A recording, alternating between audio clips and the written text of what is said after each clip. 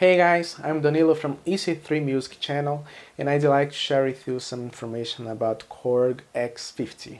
You can hook up a MIDI controller and you can have two Korg X50s with different volumes, just mapping correctly the ports, and which is awesome. Some good feature is it's very lightweight keyboard, so you can take it anywhere, and it also has a great arpeggiator, and it comes with excellent software. In my opinion, it has great electric pianos and layered pianos and pads as well. And finally, it has that punch-on sound.